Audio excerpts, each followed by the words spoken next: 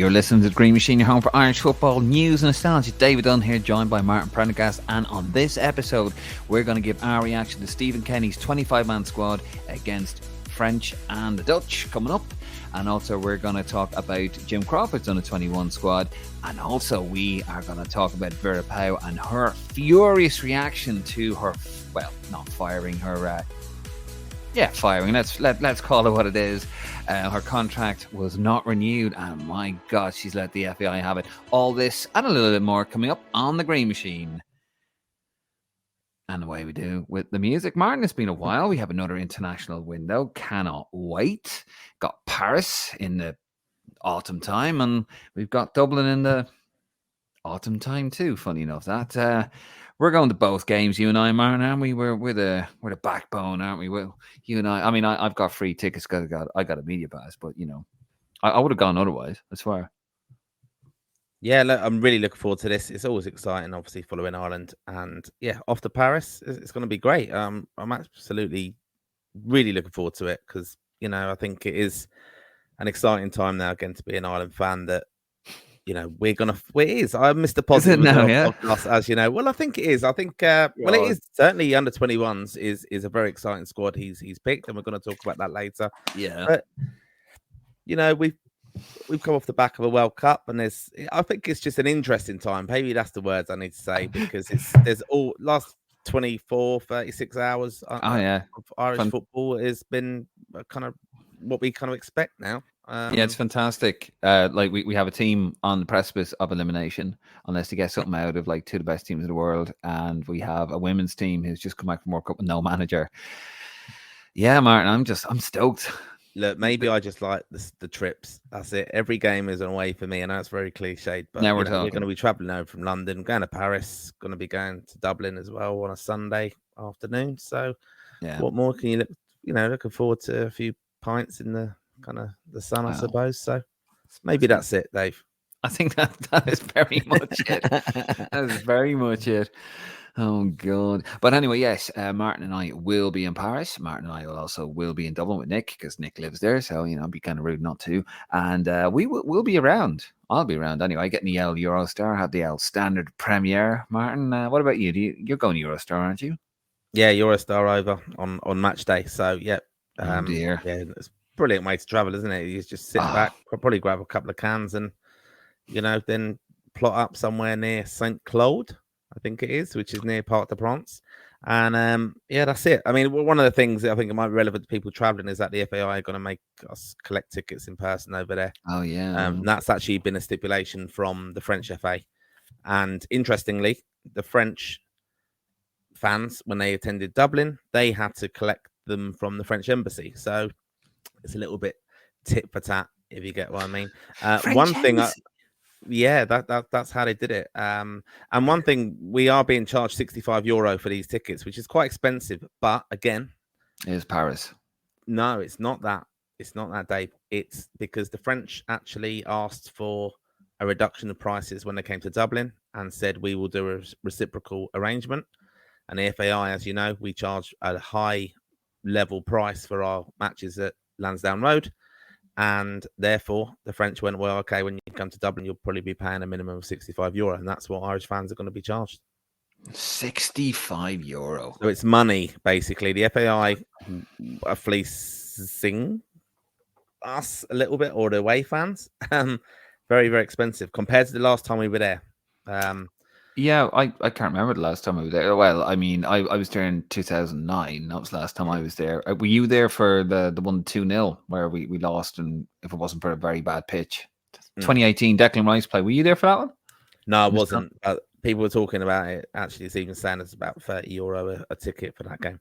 Yeah, it was a dead rubber match, to be fair. Battered. Yeah. No, I mean, and you were saying earlier as well, weren't you, that there isn't actually many people going to this. It's money, the World Cup, probably a bit of fate lost in Stephen Kenny, do you reckon, Mark? Mr. Possibly as well, yeah. But it's the end of summer as well. Kids have gone back to school now, and you've also got the distraction of probably a better sporting Irish team to watch, or with the rugby team heading off to France, ironically. with a greater chance of success than probably we have in the football. Yeah, well, just like the rugby team, our best our best goal in the World Cup is a quarterfinal because the rugby team can't get past the quarterfinal, even when one of the best teams in it. Now, I can't wait. Eurostar going over on the Wednesday, and yeah, I love the Eurostar, and can't wait to have my croissant and my bit of coffee as well. Get a bit of work done. Don't want you roustabouts near me, Martin, with the cans and any of that nonsense. A bag of cans are away. I don't think it's going to be. It's going to be a bit more. But Carlsberg as well, isn't it? A bit more sophisticated in Paris. Oh yeah, John Smith. Yeah, yeah. Kind of Guinness. I know it's going to be great crack. And listen, we're going to be around. We're going to be around Paris. Come and say hello. We're going to be around the Parc de France, and just say hello. I'm going to be going around trying to get some comments there. I'm sure Darryl, if you listen, he always does.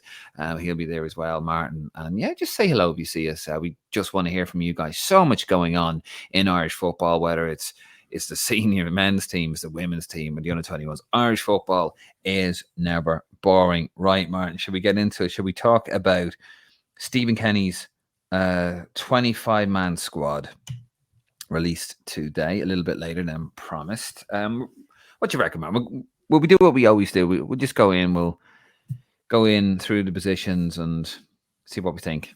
You're comfortable with that? Let's do that. I'm happy with that. Right. Well, goalkeepers, really. No surprise there. Gavin Bazunu at Southampton. He's played 4 times so far this season. Mark Travers, he's at Stoke on loan. He's played 5 times. And Caoimhín Kelleher, no appearances for Liverpool. I think it's fair to say Martin Bazunu starts, doesn't he?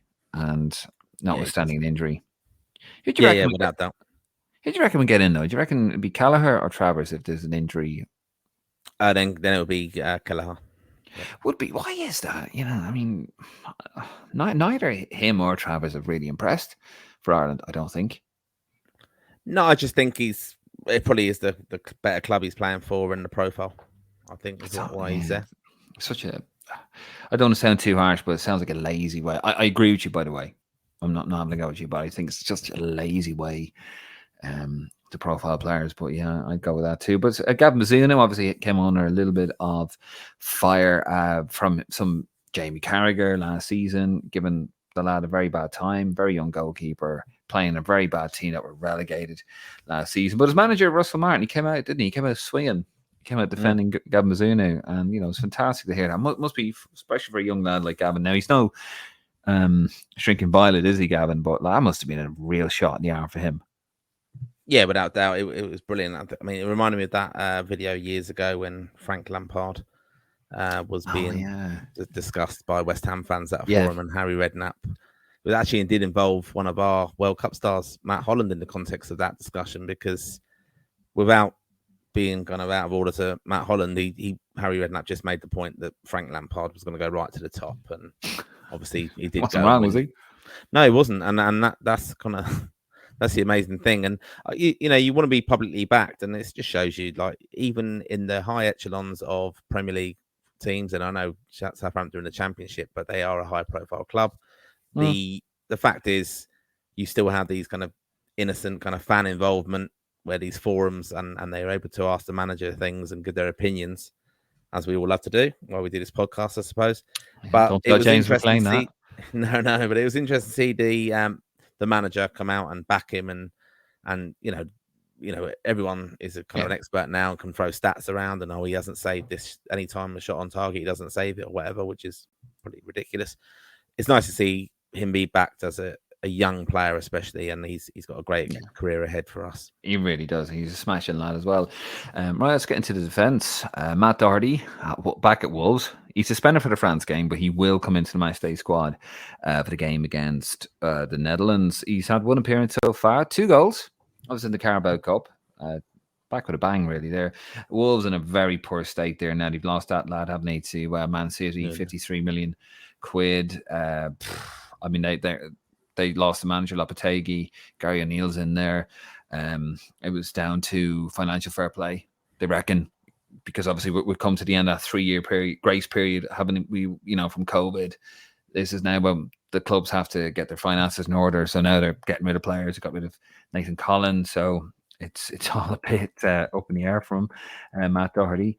Festi Ebicelli back in the squad, first time since June, I believe, last year. He's at Udinese. He's had 2 appearances. He's had a bit of a dodgy one against Juventus, but he's learning.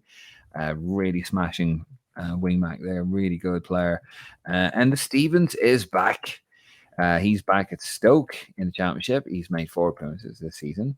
Ryan Manning also back in the squad. He's at Southampton, 4 goals. And he's had 2 assists this season so far. He's having a good. Saw him in that game against Plymouth Argyle. Martin, he wasn't great, but I mean, he's had some good games as well. What did you make of Nick's observation on the live episode a couple of weeks ago, where he said that the reason why Manning hasn't got in because he's not a wing back, and Kenny wants to play wingers? Yeah, I think it could be that as well, and I think he's not the fastest either, so I think he's just a bit more conservative. But I think he puts a boot in, doesn't he, a little bit, and I like that. And like the punch, like the long shot, yeah. Yeah, I think he's a very good player, and I think there's a lot of speculation, wasn't there, that he didn't make himself available for the last games either. So personal reasons, yeah, and yeah, I hope though now he does get in there basically and gets given opportunity. I'm amazed that Enda Stevens is back in that Ireland squad, but I really thought it was the end of it just because of the injuries and things like that. 33 now. Yeah, I mean, wing back without pace. Yeah, it's just an experience, isn't it? It's an experienced player in there. He's not going to cause any problems. Probably not going to be demanding to be starting. So, he knows what he's going to get with him. But no, fair enough. We're going to move on there. James McLean at Wrexham. He's made 1 appearance. He was injured. He's now playing the 4th tier of English football. We'll get back to him in a second. Shane Duffy, he's back in the squad. 6 appearances, playing really well at Norwich. John Egan, the captain of Sheffield United, not having the best starts. Gave away a penalty there over the weekend, although handball, wasn't a lot he could do. 4 appearances for the Blades. Nathan Collins at Brentford, 3 appearances. He's been an ever present in the Brentford side there. Darragh Shea, Burnley, he's made 3 appearances as well. 1 in the Cup, 2 in the Premier League, I believe. And Darrell Lenihan at Middlesbrough with 6 appearances. Just going back there, James McLean. So I thought you shared it, didn't you, on Instagram?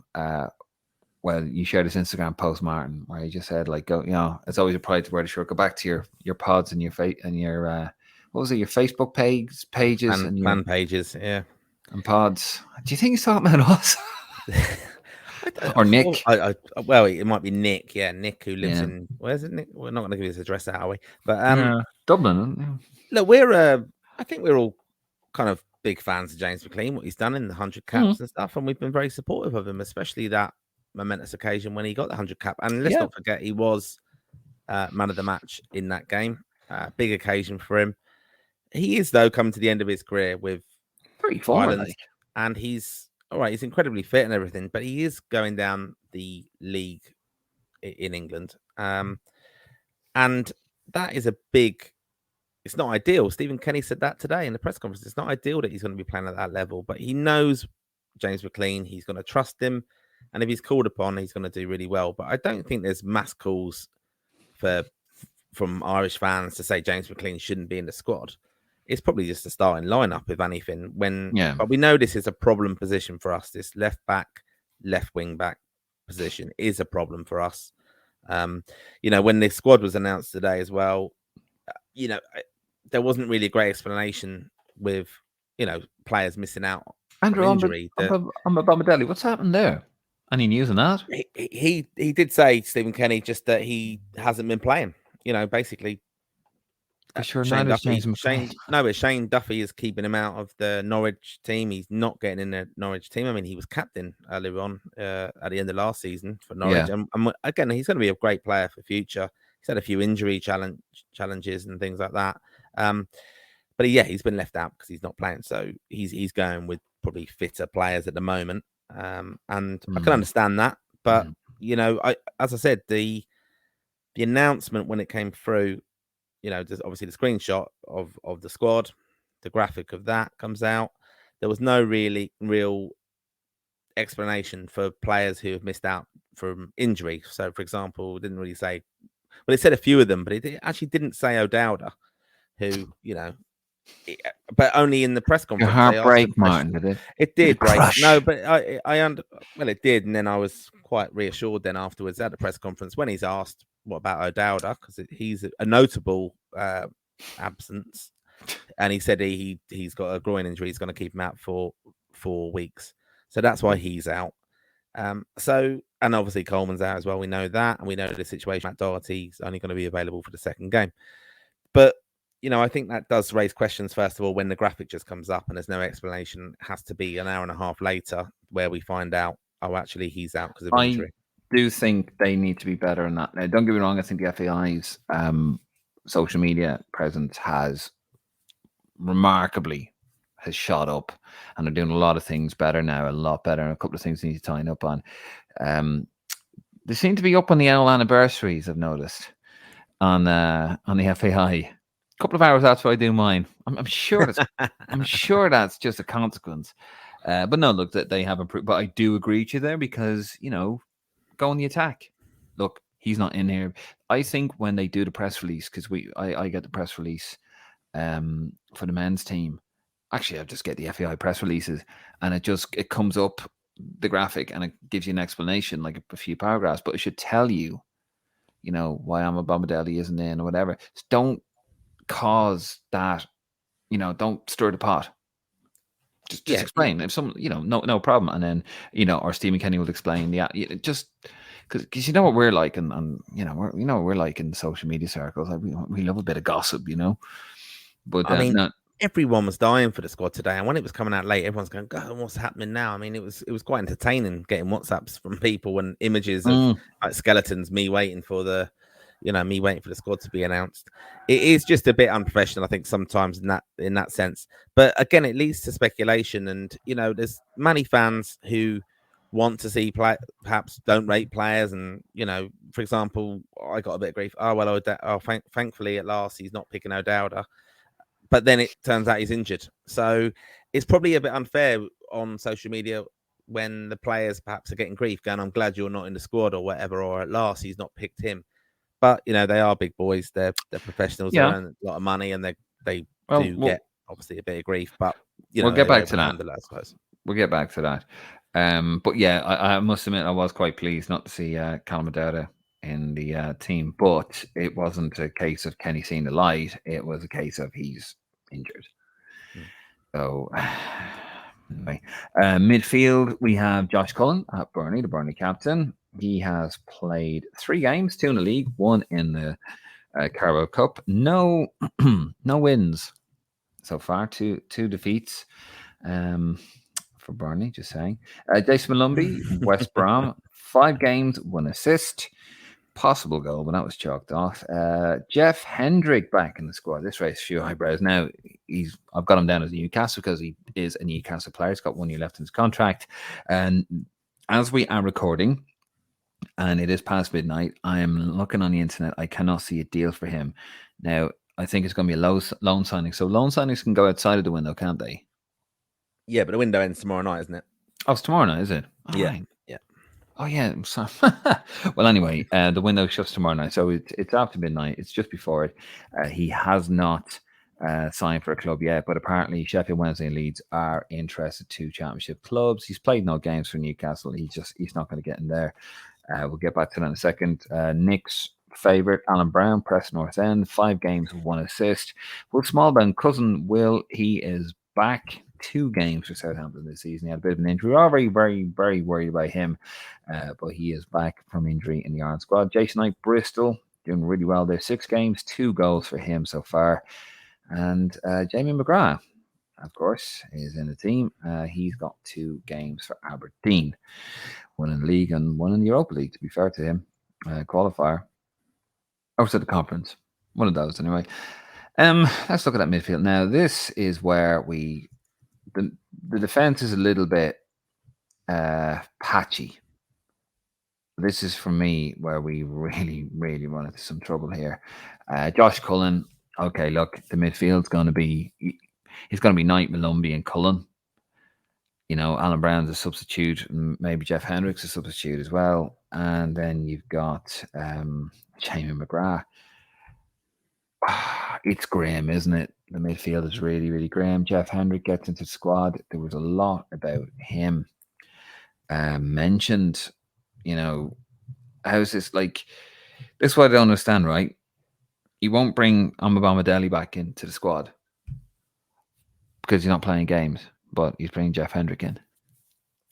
Yeah, I don't understand this at all. And I think we need to emphasise, there's a post recently we put up about, I can't believe that Jeff Hendrick is at Newcastle and at a Champions League club. And people said, what an unnecessary post. Why are you encouraging people to dig him out and have a go at him? We weren't doing that. We were just saying it's amazing that he's not playing football. He's a professional footballer. He can't get in that team, and they're actually in the Champions League. So he needs to really get a move, because if he wants to prolong his career, our expectation is that he should be playing football at a level, wherever that is. But it probably doesn't really matter to Jeff Hendrick, because he's still getting in, even without kicking a ball. And this has been a common thing with Jeff Hendrick for the last 2 years, near enough. He's not kicked on for 2016, which I know people are going to say, oh, that was 7 years ago, but he hasn't as a player. He still had a very good career. He's been fits and starts. When he was at Burnley and he played in that kind of role behind the two up front, basically, I thought, this could be the place for him now. He's going to be really, really good. And then he just kind of dies away. And he's a very safe option to have there. And I think he's flexible and he can do things. Very limited, though. We've got, Will Smallbone is being played as a holding midfielder by Southampton now. A bit experimental with him, but that's Josh Cullen can do that. So can Malumbi, and Jeff Hendrick can as well. So I just think it's a very, it's a much of a muchness, isn't it? That midfield. You could put three of them in there, and they're all pretty similar level, to be honest. I'm going to get back to it because I've got a point to make about the team, but I'll tell you what, we're getting to the forwards, and then we'll have a gaze back over the team there. We're getting to the forwards. So Adam Ida, Norwich, 6 games, 2 goals, 1 assist. Will Keane, Preston North End, 5 games, 2 goals, 1 assist. Evan Ferguson, Brighton, 3 games, 1 goal. No, he has been managed. He's on the 18, so very, very important player for us. Aaron Connolly back in the squad. Very happy to see that, man.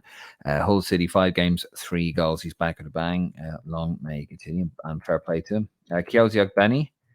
I've got that wrong again, haven't I? Chelsea. Yep. Chidozie. Christ. Chidozie Ogbeni. Luton Town, 3 games now. Luton. He did score, though, the other day. He did score, did? Oh, okay. Yeah. In the Carabao? Yep. Oh, 3 games, 1 goal. Now, obviously, they're struggling at the moment. They haven't had a game at home because it's been renovated. So, give them time. See what they can do at home, and it's very, very early for him. The only real surprise there was, Troy Parrott. He's gone to the Eredivisie, hasn't he? So yeah. He's gone to Excelsior, so he's gone to the Eredivisie. He hasn't played, so he's not match fit. So I understand that he hasn't played anything at all. But there's Jeff Hendrick. There's no real surprises up front there, really, is there? I mean, Aaron Connolly had to get back in, didn't he? You have to reward that. He's done well.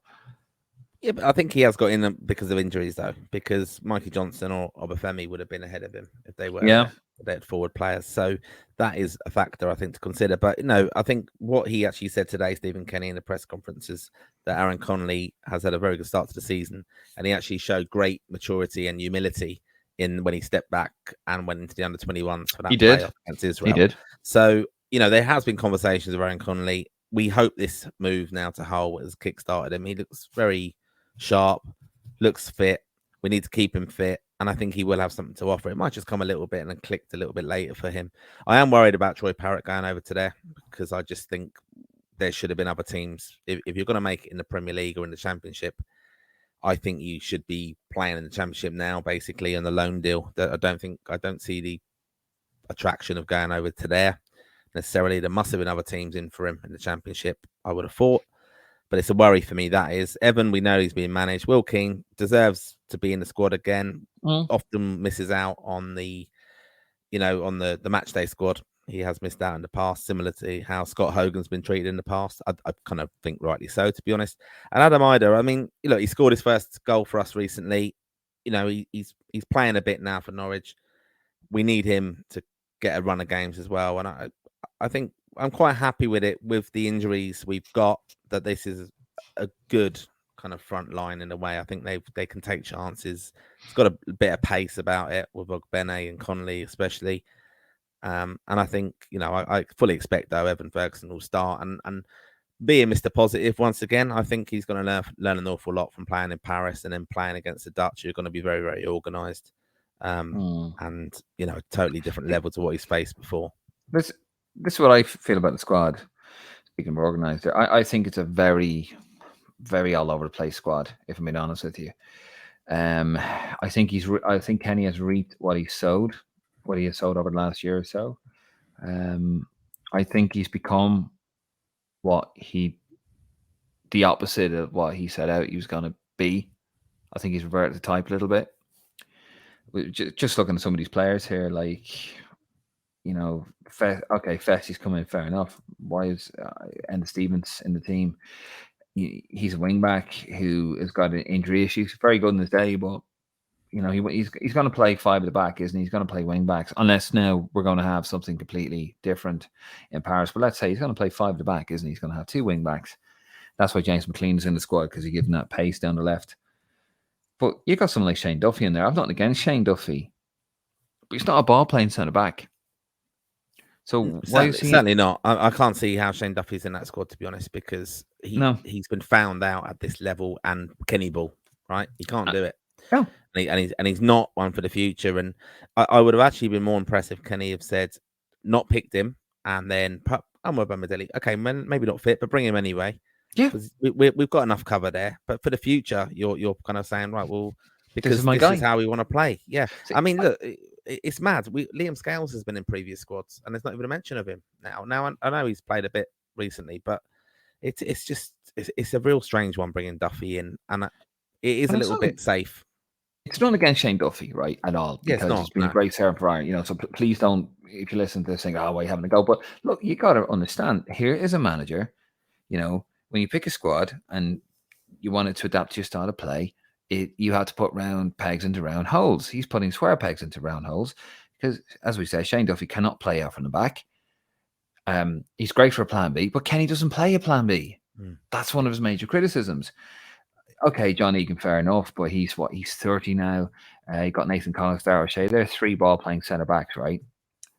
Now, for me, I don't think we should play in five at the back at all. We don't have wing backs. You cannot play a system that requires wing backs without wing backs. We don't have it. We Callum Adauda not having to go him. I know we have a bit of crack every now and again about it, but he is not a wing back. Your wing backs bomb on. We don't have anybody in that team other than James McLean that can bomb on. We have Seamus Coleman, who can't be a wing back anymore. When he does come back, he's 34, 35. Matt Doherty, he's kind of lost it a little bit. Obviously, you know, he's getting on now. He's 30, 31. He hasn't played a lot of games, so he's going to be rusty. You could have a decent back four if you had, I don't know, if you had Egan and you had Collins maybe, and you could put Darragh O'Shea. I think he could play as one of the fullbacks, can't he? You could have Festy on the right if you want a bit of pace. Or you have Manning on the left because he's a proper left back, him. And we could probably do with an extra player in midfield, especially against the French. I'm looking at it there and it's like, Kenny, I don't know what you want to do anymore. Or I don't know how you want to accomplish what you want to do anymore. Do you even know what you want to accomplish anymore? I think he's just diluted himself so much with some of these selections. Jeff Hendrick again, right? You want to play three in the middle. Okay, Josh Cullen has a role play. Fair enough. Malumbi and Knight are in there. Those guys are fast. They're athletic. They're aggressive, especially Malumbi. So when you lose the ball, they're going to chase. They're going to nip at the opposition and win the ball back. And that's a very important part. If you're going to play this style of football, everyone has to be on it. No passengers. Then he goes with someone like Jeff Hendrick. Not picking out Hendrick. Bit of crack with that. But at the end of the day, he is a pedestrian. He's a, what was he call it? A luxury player. You know, he's not somebody who's gonna run around like a madman trying to win the ball back, which is what you need. You know, you win it back and you play at pace, you play it forward.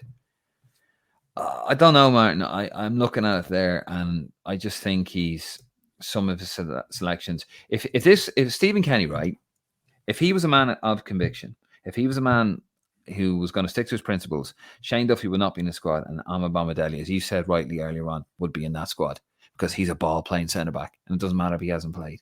He plays a different style of football. I want to play a different style of football at Norwich. That's what he would do. But he's not. Yeah, I mean, no, I know. And I'm just looking at the squad and just think, what's going to be the game plan? Because when France came to Dublin, it was evident after that they were very unhappy with how Benny played, and he played very well. I think he actually got man of the match. But he started doing what they wanted him to do tactically. He was our get out ball basically, and he was the one that had to kind of push higher and kind of get the press right and things like that. So that's our pace, though. And sadly we're missing Mikey Johnson with that. But Conley comes in for that, so I can see why Conley's in there for that kind of purpose. That makes sense. But I think the creativity is where I'm worried about in midfield. It's going to be. It just seems as if we're going to be obviously playing on the counter attack and hoping that we're going to break with pace. And I think it could be a very long, frustrating night for Evan Ferguson. He's not going to get a lot of service, and I think there's actually no. I don't think he's going to trust Will Smallbone in a more advanced role to be creative. I wouldn't actually be surprised if Alan Brown was. Or even Jason Knight was used as a right wing back. I wouldn't be surprised at all with that. And perhaps Besti Obsede won't play unless, it's a big ask, I think, to go to Paris and put him in to that kind of cauldron and pressure. But I think he might go with Jason Knight on the back of played very well there against Gibraltar. So man of the match performance there, I think it was. So I think. But that's our get out. That's our kind of game plan. And my worry is there's no real plan B available with this squad. I think it's just to contain, stifle. You've got to have a bit of creativity in that midfield to get that ball wide to Ogbene, Connolly, Ida, or Ferguson. You've got to have that. I wouldn't actually be surprised if Adam Ida started up front instead of Ferguson. Thinking about it, because he's had that in the past. He did that against Portugal, played very, very well that time in Faro. But it's in fits and starts of Adam Ida, so it's a muchness. I think I'd like to see Evan go there because, again, it's the profile, it's giving him the opportunity and giving him the experience. See, that's what I don't like about, this is what's driven me mad about Kenny. Is like, we're talking about safe. This is supposed to be, he was supposed to build an Ireland team that was supposed to be fearless, go and have a go. And, when you play, the best way to play these teams is to have a go, I believe, but you need to have enough about you to have a go. You need to be set up properly to have a go. And I don't think we will be, and yet again, I think he stifled the squad. He stifled the evolution of the squad. And, with players like Jeff Hendrick, Conor Harahan would probably be in there. These guys involved in the squad far too long, in my opinion. I understand the first year, maybe, okay, see what we got there. And he should have just gone with young players, give him a go. I go back to November, get a lad in there, does a job for you. All of a sudden, he starts playing for, he's not playing for his club, does a job, either starts playing for his club or gets a transfer somewhere else, puts him in the shop window. Mick used to do that all the time. Yeah. Just little tricks like that. Stephen doesn't seem to help himself. Kenny doesn't. And it's just... I mean, Mbappe destroys some of the best defenders in the world, but if he gets to run at Shane Duffy, he's going to be fucking in his element. I mean, Seamus Coleman, for his age, and, we know what we're going to get with him, but it's different to Shane Duffy. Like, he played really well against Mbappe, and he defended really well, and it was so clever how he kind of knocked him off his stride and didn't let him build up a kind of head of steam when he kind of knocked it past him at the time. Brilliant defending, but I don't think Shane Duffy's got that in him, the mobility. And the problem he's not as mobile as Seamus Coleman. And if he's going to be one-on-one with him, it's just going to be... Like, the thing with Shane Duffy is you're either going to get him absolutely on it, and he's going to put in a brilliant performance, like last-ditch tackles, and he's capable of it. But yet again, that stifles the way we're supposed to play. That's the problem when you have Shane Duffy in the team. Yeah, you get great tackles, last-ditch tackles. Yeah, but... if you're having last-ditch tackles, something's seriously, seriously wrong. Yeah, what about the odd one? But if you have constant last-ditch tackles, off the line, that means they're coming at us, and we're not doing anything to stop the flow of the French coming at us. that's not the idea. We're supposed to have a foot in the ball. We're supposed to be playing out from the back. You can't do it with Shane Duffy. And he's either going to have a brilliant game, we'll make last ditch tackles, and probably win man of the match because, let's be honest, they're going to be coming at us, or he's going to have a complete nightmare like he did against England. Now, he was in a different space there. None against Shane Duffy. He's done really well, and, he seems like a great guy, and he does seem like a leader and a warrior on the pitch, but it's just a mantra that we've been fed and the style of football that the manager wants to play, and he's just not capable of it anyway. We're going to move it on there, Martin. One last, we'll give you the final word on it. Are you happy, unhappy, indifferent with the squad? I knew he'd be very loyal, so it's nothing exceptional. I mean, like I said, the point that it kind of caused a lot of unnecessary speculation when it doesn't say in the release of it who's actually injured, because it was viewed as, this is a tactical change, and he's fair play, he's dropped him at last.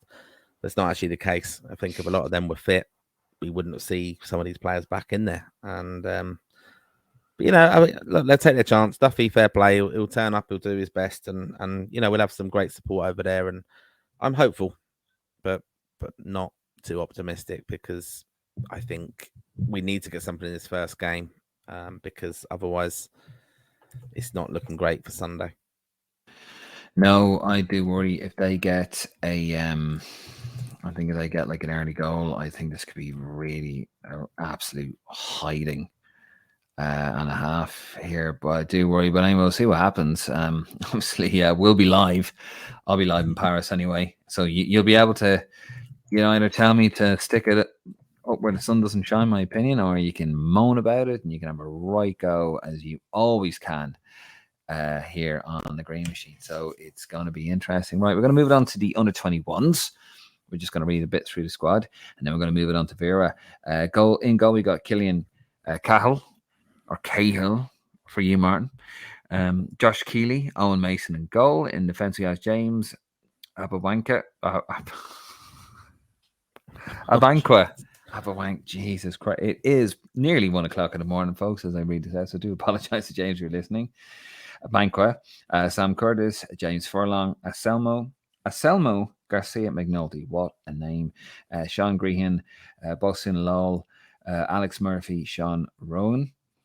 In midfield, we have Zach Gilson, Tyler Goodrum, more on him, Matt Healy, Ed McJanet, Adam Murphy, Killian Phillips, and Rocco Bata. And up front, we have Sinclair Armstrong, not Alexander Armstrong, Conor Carty, Adumo Amaku, Johnny Kenny, Andrew Moran, and Tony Springett. Now, just a little bit on that, because I think that actually developed a bit, didn't it? Here on that. So, some omissions there, Martin. We had Joe Hodge. He's unfortunately injured. You got young Bond. He's highly rated at Hull. And of course, we got Oko Flex, which I think is Nick's boy. And we don't have Tom Cannon either, because he's still thinking about going to England. So, yeah, what do you make of that? Pretty decent squad. It's a really good squad. This is a bit exciting. Lots of people who probably are following the future of Irish football rather than the exploits of the senior team at the moment, are very kind of happy and excited about this squad.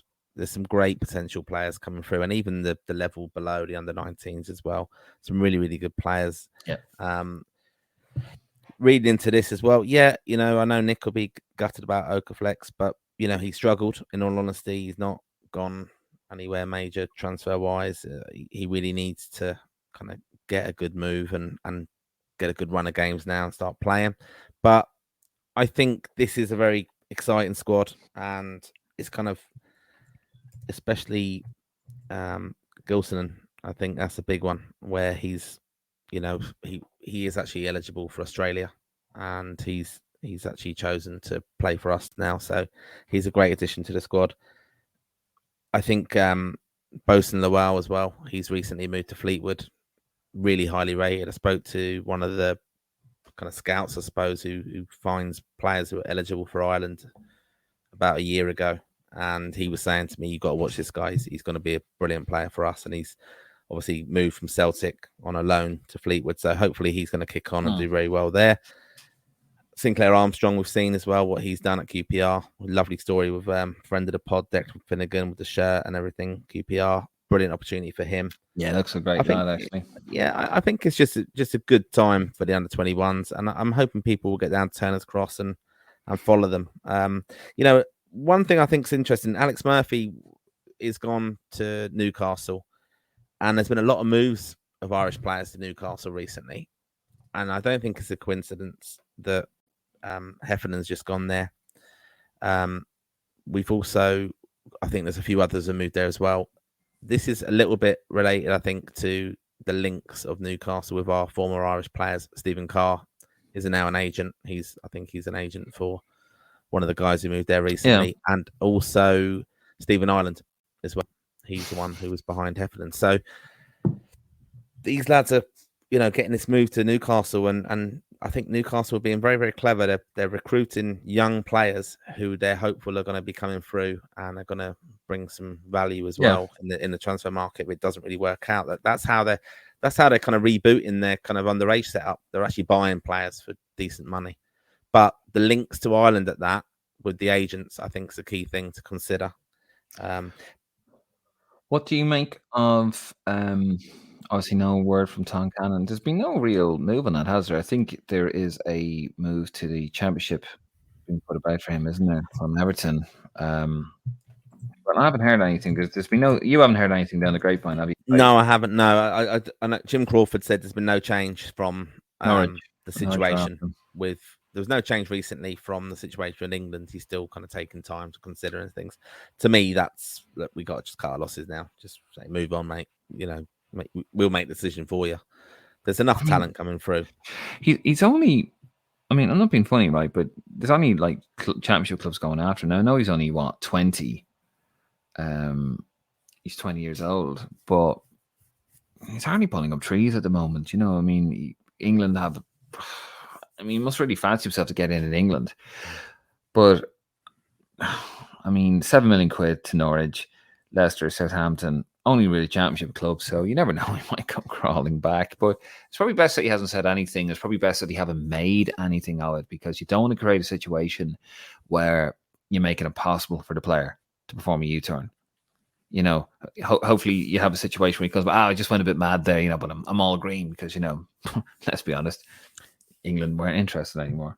Yeah, we often don't know some of the things behind the scenes in football. You'd be amazed at what goes on and who's actually just had an operation. I think actually Troy Parrott's had an operation recently on a kind of long-term like niggly injury. So that does happen. So you just wouldn't know what's happened with Tom Cannon. But I think that the Zach Gilson story is quite interesting. He was known as like the Irish Messi years ago when he came through, and he was, moved from Perth to sign with Barcelona.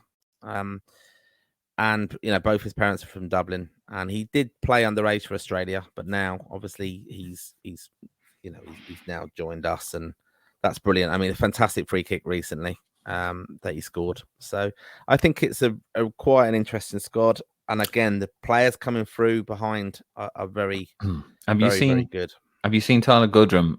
He's on Oxford League One. He's only a little lad, and actually, I think he's 20. He is, he's 20 years old. I like him. I've only seen clips, and he's seen more of him, but from what I've seen of him, like, he just dances through players. He's brilliant. And, I've seen a little bit about him, but it's just you need to see more, obviously. But looks like a talent. Yeah. Some goal. Yeah, but we couldn't get. We're entitled to get carried away and get excited about young players coming through, to be honest, because not at Oxford. No, but that's it. They can make their name there, and one thing I would say, I know we actually missed this in the senior squad. Like Sammy Smodics, how he's not in there is absolute criminal. But he's in the championships, and he's not even got in there. I mean, that's just, I don't know what's going on there. Insane. Don't get me started. I mean, we've gone on that. We won't go back. but yeah, it's just like, cut your cloth accordingly for. Yeah. I'm trying not to swear. And also, there was one lad here. Nick did the notes here, as he always does. with the under-21s. He knows the stuff. Sorry, no Nick on tonight. But young Springett, Tony Springett, he is at Norwich and he's got a few appearances. He's had 6 so far. And he's kind of come out of nowhere a little bit. He's a dual national player as well. He is a right winger. So we do have some talent coming out. That's according to Transfer Market, by the way. We do have a bit of talent coming through. And as you rightly say, Martin, there is a lot coming in the underages as well. So it is a very exciting time for the underage football. Not so much the senior teams. But anyway, those games that they're playing in with the under-21s, they always seem to kind of get it a bit weird, don't they? Because we're playing Turkey. Well, it's Turkey San Marino, so one game's on the Friday. Yeah, and that's the day after because we're all going to be in Paris, aren't we? I suppose no. And then you got the game as well, the Tuesday in September. They're in Turner's Cross, aren't they, as well? Yeah, both games. I mean, Jim Crawford's very keen to kind of try and create a mini Lansdowne in a sense. He wants kind of the local crowd coming out there to. And what's wrong with Tala?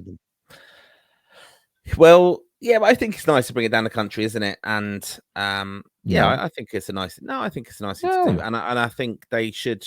They'll do well there. Build up that. You're not bringing it to Kilkenny, Martin. Well, Buckley Park used to be the home of the under-21s. Fantastic venue. It's grace now. No, keep it in Dublin.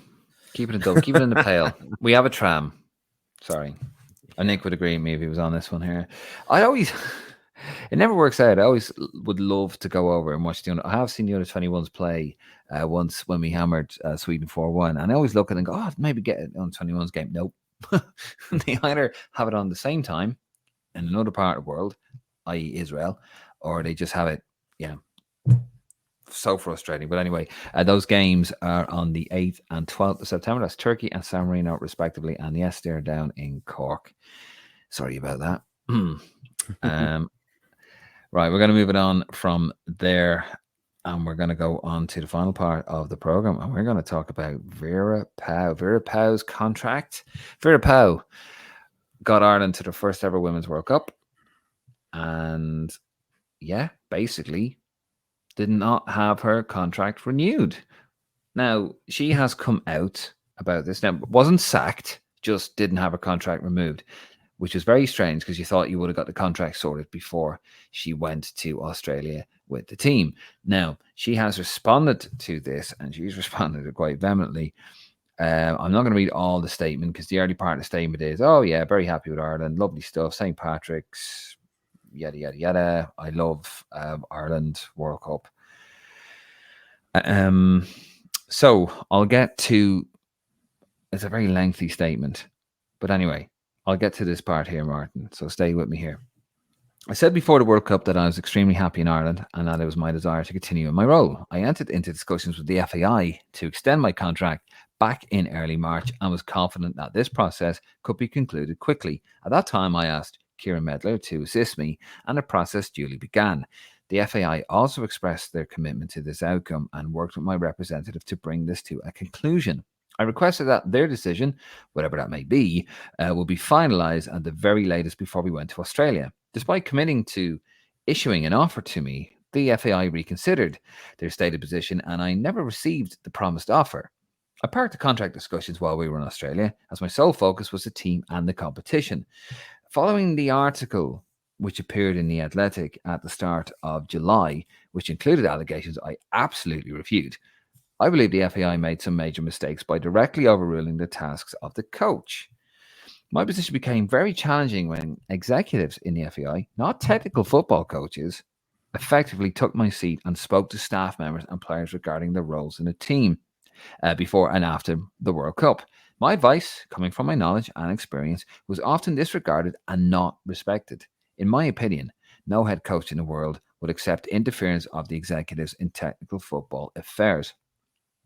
Unfortunately, trust broke down between me and certain people in the FAI. I believe that the review process which the association has carried out was flawed and that the outcome was predetermined.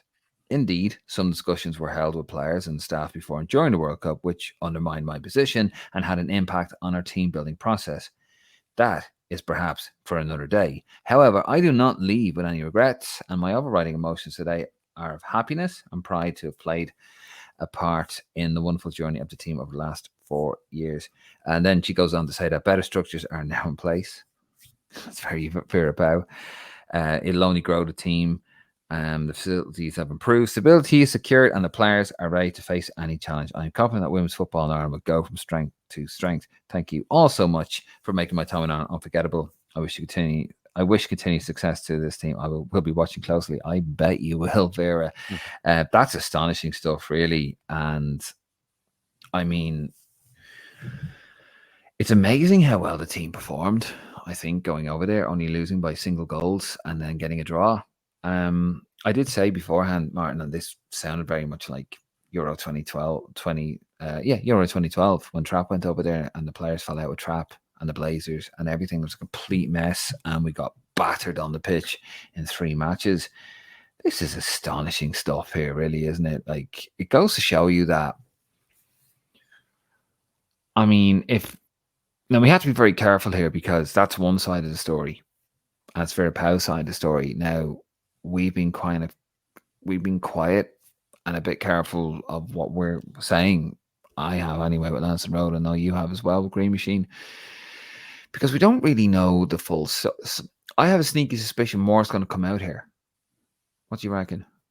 Yeah, more will come out, no doubt. And I think I like the fact, and I really respect Vera Pauw for coming out with this statement and setting her stall out, basically, and giving it to the FAI. She's put very, well in, isn't she? Yeah, she's a very experienced coach, and I think I have a lot of sympathy for our World Cup experience in a way. It must have been very difficult for the players, but also for her, if she felt so undermined. It must have been very clear to the players as well. And let's not forget, it wasn't all roses, that World Cup going to it. You know, how the coach, how she felt picking the squad and leaving players out. You know, that was all. She looked very drawn on that, and we can perhaps understand now what was going on in the background. You know, very key as well that Katie McCabe, the whole story about the allegations was on the eve of the World Cup. Katie McCabe saying it's great. Thank you guys for talking about the World Cup. Really looking forward to it. Thanks for your support. Like, you know, giving it a bit to the press about that because that seemed to be the narrative. She didn't help matters though, did she, in Australia? Like rowing with Vera Pauw. She didn't. She didn't. But I think it's not very fair on everyone to kind of put this as a Katie versus Vera Pauw thing. And I think more and more will come out about this World Cup. Little bits are being leaked out now. I mean, you know, players are not always going to be happy in a World Cup squad when they don't get to play. So that's in all football, right? Whatever level you're playing at, you're going to have players who are going to be pissed off at you when you don't play and believing that they should be. And, you know, I thought it was very difficult for those travelling girls who were never going to be part of it. You know, Jamie Finn, that wasn't a popular decision, leaving her out. You know, even the fact that, look, I'm going to call them the American girls. They came late into the squad. How Emma Barrett was treated. You know, I think there's a romanticism a little bit with the women's game that, you know, that, oh, well, they got us there, so we should all reward them. It's professional sport at the end of the day. And I think one thing I would say is she is an ultimate professional, Vera Pauw. She's not popular in a sense of because she's so abrupt and she has her own methods. And one of the things I've read a lot about this in the aftermath of the non-contract renewal, was that, you know, the FAI are trying to change things. They want to have a coach, basically. They have Eileen Gleeson actually there as kind of a director of football now. Yeah. She's going to be taking over the role temporarily, but she's not going to be getting the job for the women's team job. That's been made clear. And they're going to do this recruitment now, and it will be a popular job. We will have people stepping forward for this to be the manager of the Irish women's team because there's so much potential there.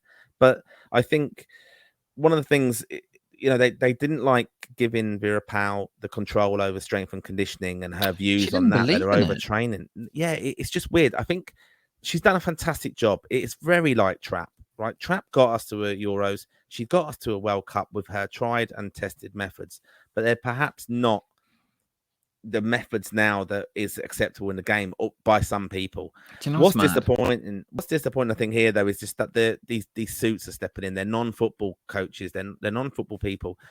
I think the worrying thing for me during that World Cup was that it was very clear that the press asked for Jonathan Hill to sit down and have a chat with him about stuff. He refused all interviews. Said we'll be doing a review of the World Cup after, as they do with all of the kind of windows. She said was flawed and the result predetermined. Well, I mean, let's be honest, it was. Without a doubt. Well, as soon as they're going to do a review, I said, that's the end of Vera, basically. She said goodbye on O'Connell Street as well. But it was just going to be a little bit delayed and stalled, all this. And again, it's a bit embarrassing that it went on so long. Like, they should have just said, we're not renewing it. And I don't think she would have perhaps come out with this statement, but it could have been a big farewell. The players would have put on a bit of a show as, oh, yeah, it's all nice and unified still. But it didn't end well. And it came out, like, as I said, I don't want it to be Katie against Ian, because it's not just Katie. Because some of the others have said, some of the senior pros in that squad have been on TV since and said, we'd like to see us develop and, try a bit more on tactics and stuff. I mean, the communication had clearly broken down. That was actually said by Louise Quinn that, they didn't know. I think it was Louise Quinn who said, just on set pieces and things, they were trying to do a bit more and things, and it just wasn't getting done. And I think they were very surprised that Abby Larkin came on for Lucy Quinn at halftime in the Canada game. No one really knew that, and then she's on, and it hadn't been spoke about in the dressing room. I'd love to know what had gone on, but I think Vera's been through a tough time with Ireland, but she got us to the World Cup. Her legacy is very, very much secured. She's loved by the Irish people, like Jack. I think she's probably more popular than Trapattoni in a sense. Here's the thing, like she got us to her first World Cup ever. This was a team that 7 years ago were getting changed in the toilets, and that's not the players' fault. You had Noel King, as well, was manager, and Colin Bell, and his progression, I suppose. And I don't understand it. If we're to believe, unless something else is going to come out, and I genuinely don't know what, this is a mad situation, Martin. How can a manager get a team to the first ever tournament, right? Jack got Ireland to the first ever tournament in 1988. And same again, they felt that the players were better. We had better players to play. We had players to play a better style and probably get, equal or better results. I agree with that, by the way. And I think anyone who would look back at the quality of the time would also too. But, they're not exactly world beaters at the moment. We don't have players playing. Katie McCabe, with one or two like quality players in the women's game. But to go from that, and she gets us there, okay, I know the FAI wanted to play 4-3-3, and she wants to play a different style of football, more defensive style of football. And then just to be sort of thrown under the bus like that, it's just absolutely madness. It's kind of weird because with Trapattoni, people were saying, "Oh, fire him." But it's funny, isn't it? With the men's game, it's like you can't fire Trapattoni. It's Trapattoni. He's a legend of the game. You can't get rid of him. He's a highly successful coach. Who do you think you are? And then, although some of us were probably, I do think after 2012, Trapattoni probably should have gone because he'd lost the players. And he did lose the players, as we saw with the subsequent qualifying campaign. But but here we are in women's football. They've actually done it. They've actually gone and said, "Well, you got us there. Thanks very much, but we didn't like the style of football you played, and you've fallen out with some of the players. You don't really like how you go about things, and you're not really for us anymore. Bye bye." Yeah, exactly. I mean, it's just, I think they just don't want to have relinquished that control. Look, with success, you get a lot of jealousy as well. And I think people kind of had their noses put out of joint by her profile, perhaps, and popularity. And, she's very headstrong in how she thinks things are, very, very opinionated. I think she's actually writing a book about nothing wrong with that, strength and conditioning. I think they want to kind of go away from that, though, because they don't want anything being associated with negativity or criticism of players and fitness and things like that. Things that she's obviously denied those allegations, but they don't want anything negative. And that story was always going to be over her head. I think once they said they were going to do a review, I mean, I don't know what it is. We go to a World Cup and we have to do a bloody review all the time and write up a report. And we've had that. And then it's again the whole narrative of captain against the manager, very like Saipan. I just think it just alienates things. I think there's a lot of other factors within that squad how they all mix as well and socialize. You can kind of read into it a little bit on socials with things, and there's certain rumors and things were going on. It can't have been a very nice camp if even half of that's kind of Well, look, true. the whole thing with Rusha and Katie, yeah. It can't have been nice though. If that is all true, all that stuff, it can't have been a nice camp because are you socializing with this person or this person? Were they all together or not? I mean, it's that again. You hear rumors and Twitter and social media all about that kind of situation. What was going on? It can't have been a good situation if any of that is actually true. I actually think it's very difficult. I think with this, if I'm being honest with you, it seemed to me that Vera Pauw is a very strong personality and kept a lot of them in check.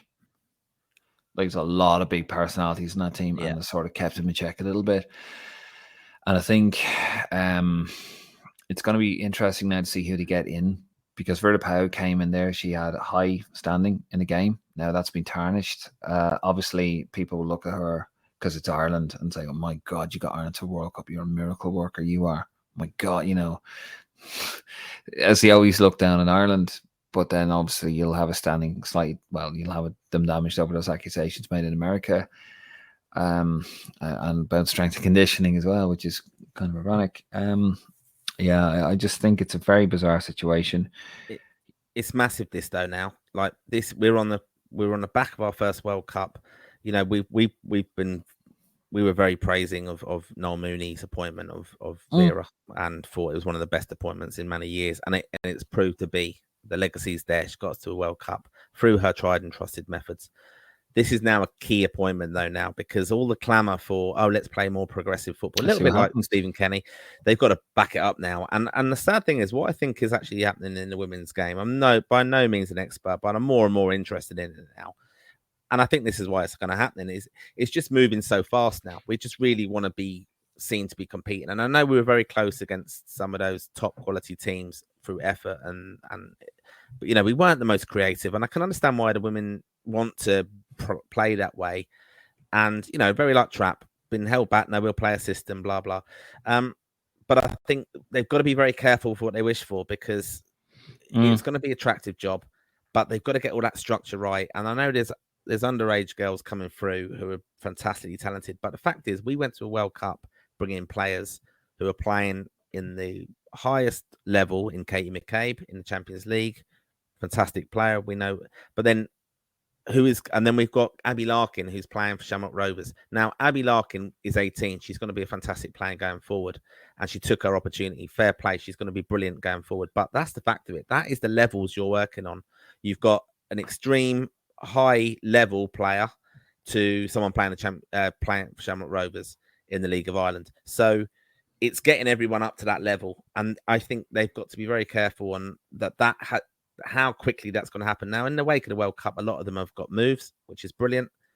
So they're going to be playing better, but they're still not all moving to like the Women's Premier League over in England.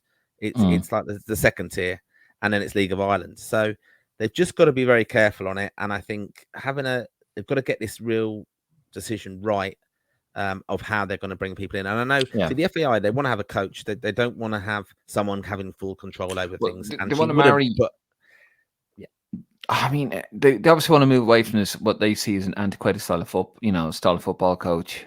And it's kind of ironic because, we go back to Trapp. Trapp is a very old style coach. He wouldn't really, he'd announce his team like days in advance and this sort of stuff. And yes, they want to go back to a system.